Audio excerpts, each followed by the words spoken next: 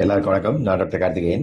சிறுநீரில் புரதம் போகிறது அப்படிங்கிறது, புரோட்டீனூரியா அப்படிங்கிறது ஒரு காமனான ஒரு விஷயம். சில சமயம் என்ன நடக்கும்னாங்க, நம்ம டெஸ்ட் பண்ணுவோம்.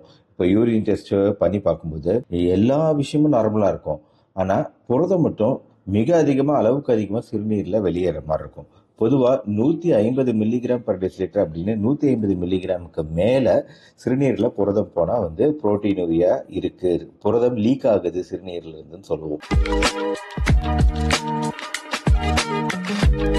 இப்போ நான் சொல்லக்கூடிய பேஷண்ட்டுக்கு அவரோட சிறுநீரில் ஒரு 37 வயசு பேஷண்ட்டுங்க. இவர் திடீர்னு இந்த டெஸ்ட்ல என்ன தெரிய வருதுன்னா, அவரோட சிறுநீரில் 3 கிராம் டு 3.5 கிராம் அளவுக்கு புரதங்கள் வெளியேறுது.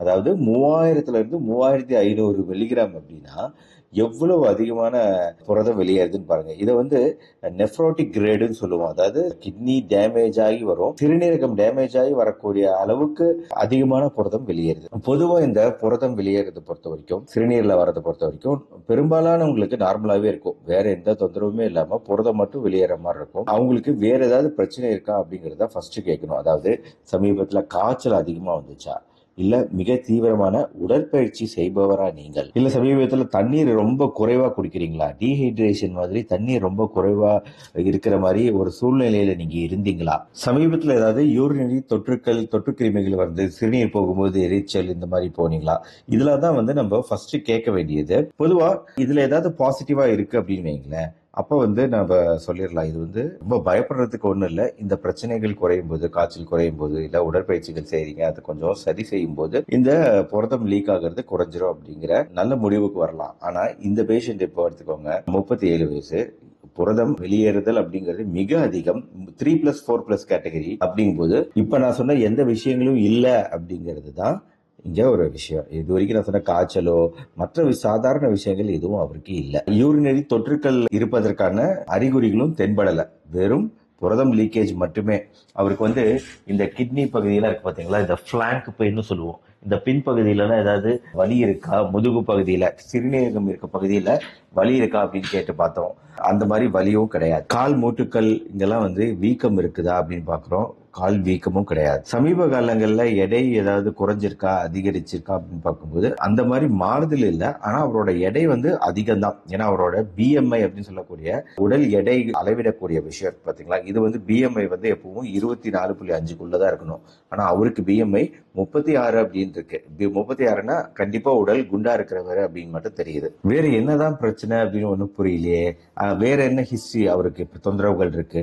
குரட்டை விடக்கூடியவர், அதாவது நைட்ல இரவு நேரத்துல குரட்டை விடக்கூடியவர். குரட்டை விடுறாங்க அப்படின்னா அப்ஸ்ட்ரக்டிவ் ஸ்லீப் ஏப்னியா அப்படிங்கிற ஒரு பிரச்சனையும் அவருக்கு கூடுதலா இருக்கு. அப்படியே தூங்கும்போது அப்படியே டக்குன்னு முழிப்பாங்க. அந்த குரட்டை விட விட அப்படியே மூச்சே நின்று போற மாதிரி ஆகும். அப்புறம் டக்குன்னு முழிப்பாங்க, அப்புறம் திருப்பி தூங்குவாங்கல்ல. அவருக்கு அப்ஸ்ட்ரக்டிவ் ஸ்லீப் ஏப்னியா இருக்கு. ஆனா இன்னொரு முக்கியமான டெஸ்ட் பண்ணி பாக்குறாங்க, சர்க்கரை நோய் இருக்கா அப்படின்னு. ஏன்னா சர்க்கரை நோயில தான் முதல் காஸ் இந்த புரதம் வெளியேறுது அப்படின்னா முதல்ல நம்ம பார்க்க வேண்டியது சர்க்கரை நோய் தான். ஆனா அவரு சர்க்கரை நோய் உள்ளவர் கிடையாது. ஆக்சுவலா அவர் எந்த மருந்து மாத்திரையுமே எடுக்கிறவர் கிடையாது.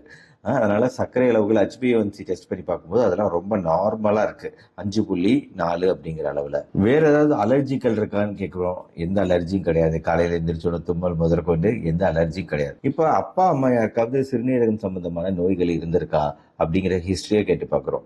அம்மாவுக்கு வந்து ஒரு விதமான புற்றுநோய் இருந்திருக்கு, நுரையீரல் புற்றுநோய். ஆனா அதுக்கும் இதுக்கும் சம்பந்தம் இல்லை. அதே மாதிரி அப்பாவுக்கு இதய நோய்கள் இருக்கு, கொழுப்புகள் அதிகமா இருக்கு, இதயம் துடிக்கிறது, மாறுபாடு, சின்ன சின்ன விஷயங்கள் இருக்கே தவிர அவருக்கும் பெரிய பிரச்சனைன்னு ஒண்ணு கிடையாது. குடும்பத்துல வேற யாருக்கும் சிறுநீரகம் சம்பந்தமான பிரச்சனை, அதாவது குடும்பத்துல இருக்கக்கூடிய பிரச்சனை அப்படின்னு எதுவும் கிடையாது. சரி, ஏதாவது கெட்ட பழக்கமாவது இருக்கா, ஸ்மோக் பண்ணுவீங்களா, இல்ல, புகைப்பிடிப்பவரும் கிடையாது. மற்றபடி நரம்பு மண்டலம் எல்லா டெஸ்ட் பண்ணி பாக்குறோம், ஜுகுலர் வீனஸ் பிரஷர் எவ்வளவு இருக்குன்னு பாக்குறோம், கிட்னி சிறுநீரக பகுதியெல்லாம் வந்து தொட்டு பார்த்து எக்ஸாமின் பண்ணி பாக்குறோம், எல்லாமே நார்மல். இப்ப இந்த புரதத்தோட சேர்ந்து ஏதாவது ரத்தம் ஏதாவது போகுதா, ஹெமட்டோரியா, அதுவும் கிடையாது, நார்மல்.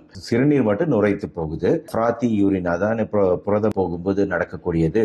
புரதம் நல்லா வெளியேறதுனால அந்த சிறுநீர் நுரைத்து போகுது, ஃப்ராத்தியா. இன்னொரு சிம்டம் வந்து கடந்த 6 மாதங்களா ரொம்ப டயர்டா இருக்கு, சோர்வா உணர்றாரு. இந்த 2 விஷயங்களை தவிர இந்த பேஷண்ட்டுக்கு வேற எந்த பாசிட்டிவான சிம்டம் அறிகுறியும் கிடையாது. டெஸ்ட் பண்றதுலயும் வந்து எந்த ஒரு விஷயத்தையும் பார்க்க முடியல. இப்போ இவருக்கு இருக்கக்கூடிய பிரச்சனை என்ன அப்படின்னு நினைக்கிறீங்க? ஃபர்ஸ்ட் வந்து இது நார்மல் கிடையாது அப்படிங்கறத நம்ம ரூல் அவுட் பண்ணிட்டோம். ஆனா பொதுவா வந்து எல்லாருக்குமே காய்ச்சலோ இந்த மாதிரி ஏதாவது ஒரு உடம்புக்கு ஸ்ட்ரெஸ் ஏற்படும் போது அந்த ஸ்ட்ரெஸ்ல இருந்து உடம்பை பாதுகாத்துக்க சில புரதங்கள் நம்ம தசைகள்ல இருந்து கரைஞ்சி சிறுநீர்ல வெளியேறும். அந்த ஸ்ட்ரெஸ்ஸை ஈடு கொடுக்கறதுக்காக, நம்ம உடம்புக்கு ஈடு கொடுக்கறதுக்காக நம்ம தசைகள் இந்த வேலையும் பண்ணுது பாருங்க. தசைகள் இருக்கக்கூடிய புரதம் கரைஞ்சி அது சிறுநீர்ல வெளியேறும்.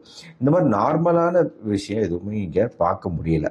இப்போ நான் பெத்தலாஜிக்கல் சொல்லக்கூடிய பிரச்சனை இல்லாத சிச்சுவேஷன் இருக்கும்போது நம்ம என்ன பிரச்சனைகள் வியாதிகள்னால வரக்கூடிய புரதம் வெளியேறுதல் அப்படிங்கறத தான் நம்ம பார்ப்போம். அதுல வந்து முதல் நம்பர் 1 சர்க்கரை நோய் இவருக்கு கிடையாது. அப்படிங்கும்போது அடுத்த பாசிபிள் ஆப்ஷன் இப்போ வந்து ஒருவேளை புரதத்தோட சேர்ந்து ரத்தமும் வெளியேறுச்சு அப்படின்னா கிரானுலோமட்டோசிஸ் வித் பாலிஆஞ்சிட்டிஸ் அப்படின்னு சொல்லுவோம். இது மல்டி ஆர்கன் இன்வால்வ்மெண்ட், சிறுநீரகம் மட்டும் இல்லாம மற்ற உறுப்புகளையும் பாதிச்சு அது ரத்தமும் வெளியேறும் புரதமும் வெளியேறும் அப்படிங்கிற ஒரு கண்டிஷன். அதுவும் இவருக்கு கிடையாது.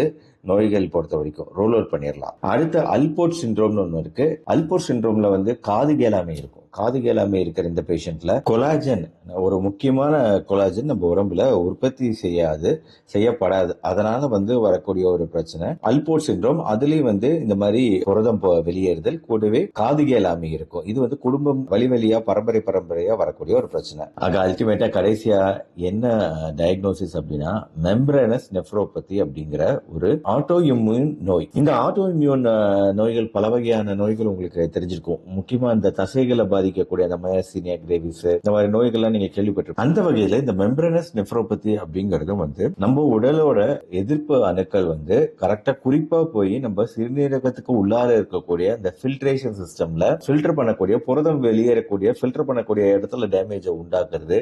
தொடர்ந்து டேமேஜ் கொஞ்சம் கொஞ்சமா உருவாக்கிட்டே இருக்கிறதுனால வரக்கூடிய பிரச்சனை மெம்பரேனஸ் நெஃப்ரோபதி. இது வந்து ஆரம்ப கட்டத்திலே கண்டறிஞ்சிட்டோம் அப்படின்னா அதற்குரிய மருந்துகள் மருத்துவ முறைகள் செய்யப்படும். டிசீஸை கண்ட்ரோல் தான் வைக்க முடியும். இது எப்படி இருக்கும் அப்படின்னா பொதுவா இந்த நோய் இருக்கிறவங்கல வந்து கொஞ்சம் குண்டா இருப்பாங்க, எடை கொஞ்சம் அதிகமா தான் இருக்கும், ஆனா கால்கள்ல வீக்கம் இருக்கும். இவருக்கு வந்து இல்ல இந்த பேஷண்ட்டுக்கு. ஆனா பொதுவா வந்து இந்த மெம்பரேனஸ் நெஃப்ரோபதி பேஷண்ட்ல வந்து ரெண்டு கால்களுமே கணுக்கால்கள்ல நல்ல வீக்கம் இருக்கும். அது சிறுநீரகம் சம்பந்தமான ஒரு பிரச்சனைங்கிறதுக்கு அது ஒரு அறிகுறியா இருக்கும். ஆனா இவருக்கு இல்லாம இருந்ததுனாலதான் ஒரே கன்ஃபியூஷன், குழப்பம். அப்படி இல்லாம இருக்கலாம் அப்படிங்கறது தான் இந்த கேஸ் ஸ்டடி மூலமா தெரிய வருது. கூட வந்து ரத்த அழுத்த அளவுகள் வந்து இந்த பேஷண்ட்ல அதிகமா இருக்கும், கெட்ட கொழுப்புகள் அதிகமா இருக்கும். இப்ப ரீசெண்ட் மருத்துவ அட்வான்ஸ்மெண்ட்ல ரிட்டூக்சிமேப் அப்படிங்கிற ஒரு மருந்து வந்து இதுக்கு, அதாவது இந்த ஆட்டோமியன் நோய்கள்ல வந்து இந்த ரிட்டூக்சிமேபுக்கு ஒரு பெரிய ஒரு பயன்பாடு இருக்கு. இது இல்லாம மெம்பரேனஸ் நெஃப்ரோபதியில கால்சினியோரின் இன்ஹிபிட்டார், அதை தவிர இந்த ரத்த அழுத்த அளவுகளை குறைக்க மருந்துகள், கொழுப்புகளை குறைக்க மருந்துகள் போன்ற விஷயங்கள்லாம் கொடுக்கப்படும். என்னன்னா இது கொஞ்சம் கொஞ்சமா அந்த மொத்த கிட்னியும் சிறுநீரகத்தையும் செயலிழக்க வச்சிரும். சிறுநீரகம் மாற்று அறுவை சிகிச்சை செய்யற அளவு கொண்டு போய் விடுங்கிறதுனாலதான் இந்த நோய் குறித்த புரிதல் அவசியம். ஆரம்ப கட்டத்திலேயே இதை கண்டறிஞ்சு அதற்குரிய மருத்துவ முறைகளை ஸ்டார்ட் பண்றது முக்கியம். இந்த அவேர்னஸ் கொடுக்கறதுக்காக தான் இந்த வீடியோவே. அதனால சிறுநீரகத்துல இருந்து புரதம் வெளியேறுது அப்படின்னா இந்த மாதிரி நான் இப்ப எவ்வளவு விஷயங்கள் சொன்னேன்னு ஒரு நிமிஷம் இந்த வீடியோட ஆரம்பத்துல இருந்து பாத்தீங்கன்னா தெரியும். பல டயக்னோசிஸ் இருக்கு, பல காரணங்கள் இருக்கு. இந்த காரணங்கள் எது வேணா இருக்கலாம். நீங்க வலி மாத்திரைகள் உட்கொண்டதுனால கூட இந்த மாதிரி டேமேஜ் ஆகலாம். இந்த மாதிரி பல காரணங்கள். இது நம்ம கரெக்டா கண்டறிஞ்சு அதுக்குரிய ட்ரீட்மெண்ட் பண்ணணுங்க. நம்மளா வந்து சிறுநீரகத்தை வந்து ஹோம் டிப்ஸ் முறையில எல்லாம் வந்து குணப்படுத்திட முடியாது. சில பிரச்சனைகள், பெரிய பிரச்சனைகள் வரும்போது நம்ம உடனடியாக அதை அட்ரஸ் பண்ணி ஆகணும். மாடர்ன் மருத்துவ முறைகளை பயன்படுத்தி சில சமயம் அதற்கான தேவைகள் அதிகமாக தான் இருக்கு. ஆக இந்த மருத்துவ விழிப்புணர்வு வீடியோவை உங்க ஃப்ரெண்ட்ஸ் அண்ட் ரிலேட்டிவ்ஸ்க்கு ஷேர் பண்ணுங்க. இந்த வீடியோ பிடிச்சிருந்துச்சுன்னா லைக் பண்ணுங்க. நம்ம சேனல் டாக்டர் கார்த்திகை தொடர்ந்து ஃபாலோ பண்ணுங்க. இந்த மாதிரி மருத்துவ வீடியோக்கள் தொடர்ந்து பார்க்க மறுபடியும் நாளைக்கு பார்ப்போம். நன்றி, வணக்கம்.